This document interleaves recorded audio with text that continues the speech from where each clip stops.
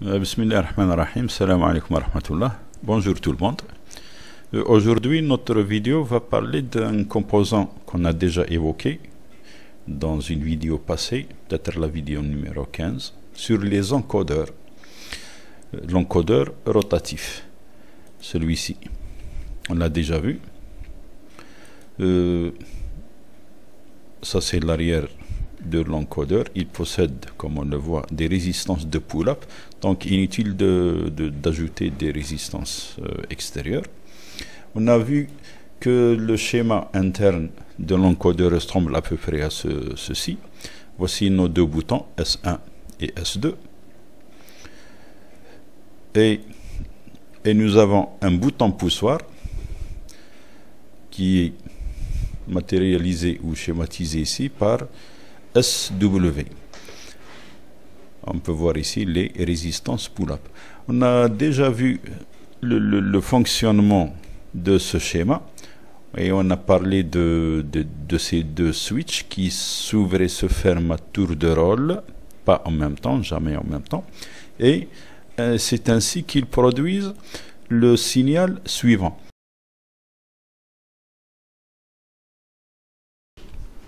Voici quelques pages de la vidéo en question.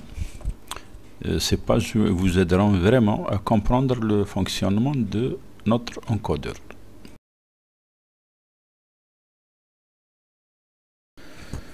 Notre montage aujourd'hui se présente comme ici dans cette image.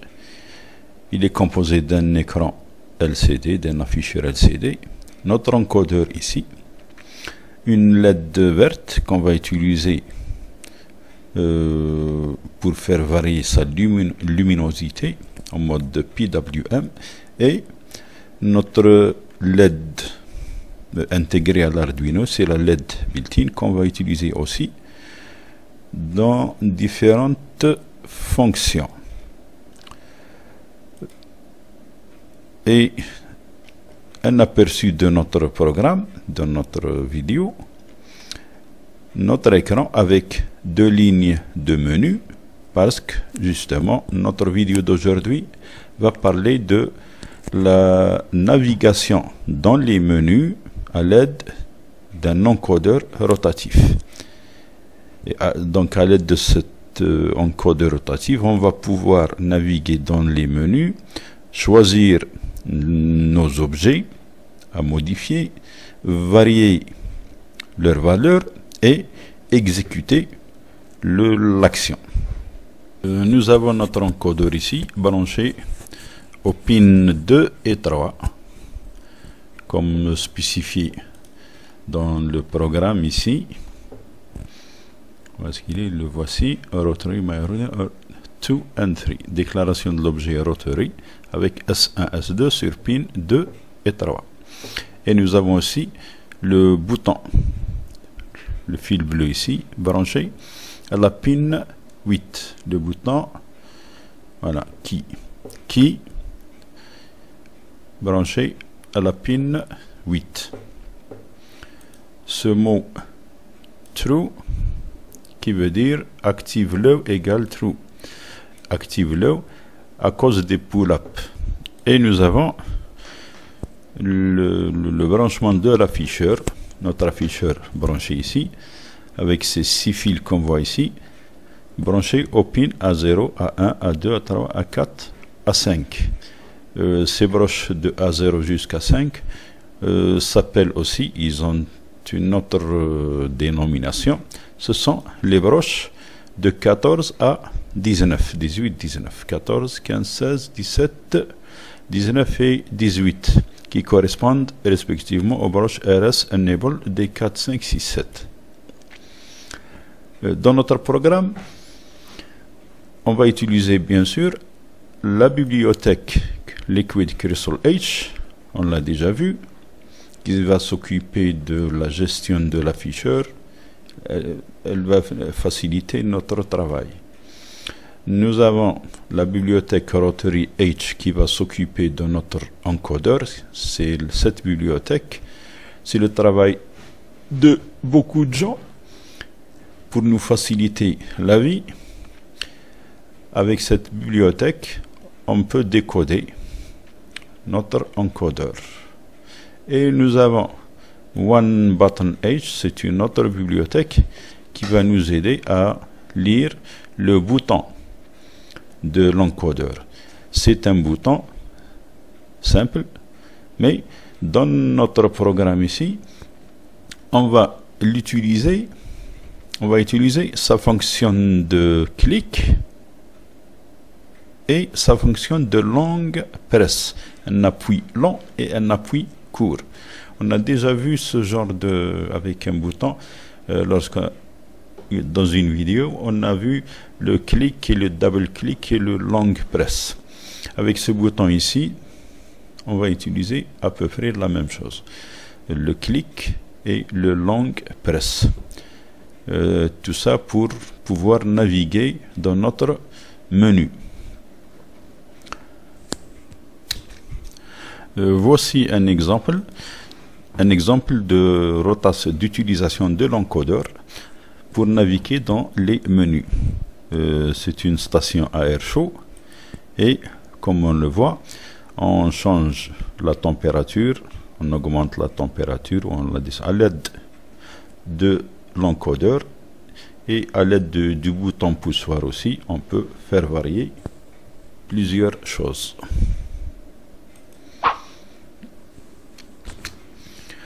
Avant de voir la vidéo, on va essayer de passer rapidement voir rapidement ce programme. Nous avons ici la déclaration de notre matériel, l'afficheur, l'encodeur et avec son bouton, cette LED PWM la broche 9. Nous avons string menu, item menu LED. On a déjà vu ça dans la vidéo sur les menus. Ce sont les textes qu'on va afficher sur l'écran de notre afficheur. LED built-in, LED PWM, nous avons off, on, blink pour la LED built-in. Ce sont les modes que va prendre cette LED. Bon, nous avons quelques variables. Menu counter qui va compter les clics de l'encodeur. Nous avons ici 0 et 1 pour deux éléments, puisque nous avons seulement deux objets à gérer. Donc notre encodeur, la rotation de notre encodeur va jouer entre 0 et 1, entre deux valeurs, deux éléments. Nous avons quelques flags, drapeaux, c'est des booléens. Nous avons la valeur de la LED built-in. 0, elle va correspondre à off. Nous avons integer LED PWM value, c'est cette valeur qui va prendre la valeur PWM. L'état de la LED built-in, c'est-à-dire high, low. Et nous avons ce volatile boolean flag clignote qui est égal à false. Nous avons la création de deux figures. La première figure est une flèche et la deuxième figure est un carré. Comme on le voit ici, byte arrow et byte box. Ce sont des caractères spéciaux qu'on crée par nous-mêmes pour les afficher sur l'écran du LCD. On a déjà vu ce genre de caractères spéciaux dans une vidéo passée. Nous avons le setup, le réglage de nos composants. LCD begin, create, character arrow et box. Nous avons a touch interrupt, les deux interrupts 0 et 1, la pin 2 et la pin 3. Nous avons des fonctions liées au bouton pour voir le clic et le long press, qui attach clic et qui attach long press. Nous avons un écran logo ou un écran de bienvenue qu'on va voir pendant 2 secondes. Ensuite, il y a l'effacement de l'écran et on va écrire les constantes à l'écran, la première ligne et la deuxième ligne de notre menu, qui sont des constantes, qui ne changent pas. Et nous avons la loupe, ces actions qui vont se répéter indéfiniment. Nous avons key tick, c'est la bibliothèque qui va lire notre encodeur. If LCD flag égale true, ici si on est autorisé à mettre à jour le LCD avec ce drapeau, s'il est à true, on va à la fonction update LCD. De toute façon, le programme est assez commenté. On n'a qu'à lire les commentaires pour essayer de comprendre ce qu'il fait. Nous avons if selection flag égale true, on va à cette fonction update selection. If flag clignote égale true, ça veut dire est-ce qu'on est autorisé à faire clignoter la LED? Si oui, on va à la fonction blink pour faire clignoter la LED. Et nous avons ces différentes fonctions. Void short qui presse. Nous avons la fonction rotate, interruption de l'encodeur. Et nous avons update LCD, mettre à jour l'afficheur. Et nous avons update arrow position, mettre à jour la position du pointeur, de la flèche. Nous avons update selection. Ici, la flèche devient carrée. Nous avons update value, c'est-à-dire c'est ici qu'on fait l'exécution du travail, se fait ici. On allume, ou bien on éteint, ou bien on varie la valeur PWM.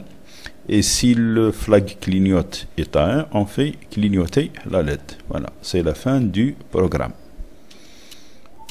Au démarrage du système, l'écran affiche un message de bienvenue. Ensuite, on voit l'écran principal, l'écran de démarrage, avec un menu à deux entrées, deux objets. La LED built-in, c'est-à-dire la LED intégrée à l'Arduino, et cette LED verte qu'on voit ici. On voit sur l'écran notre curseur qui pointe sur la première ligne, c'est-à-dire notre premier objet, LED built-in. L'état de notre LED est, comme on le voit, à l'état off. Bien sûr, à l'aide de notre encodeur, on peut déplacer notre curseur et le placer sur l'objet qu'on veut manipuler. On peut faire ça en tournant l'axe de l'encodeur. Dans notre programme, la rotation de l'encodeur a été limitée à deux valeurs, 0 et 1, pour qu'elle puisse pointer seulement sur deux objets. Dans notre cas, c'est la LED built-in ou bien PWM. Pour sélectionner un objet, on doit cliquer sur le bouton. On tourne pour varier la valeur et ensuite un long appui pour exécuter l'action. Voilà, le blink et on voit la LED built-in qui est en train de clignoter. On désélectionne pour sortir, on choisit un autre objet, on clique, on règle la valeur. Dans ce cas, c'est la valeur 160 pour la LED built-in. On appuie et on voit la LED verte qui s'allume avec la valeur de 160. Voilà, et ainsi de suite.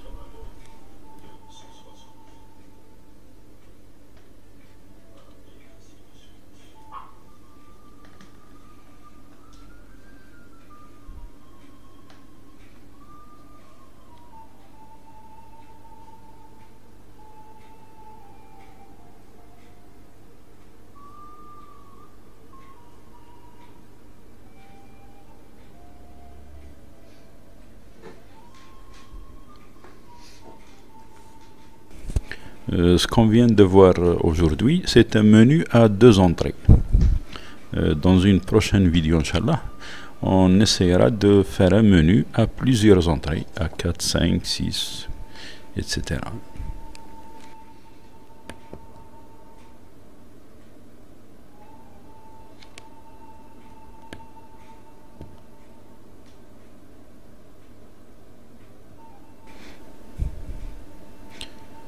Si vous avez aimé cette vidéo, donnez-lui un j'aime et n'oubliez pas de vous abonner.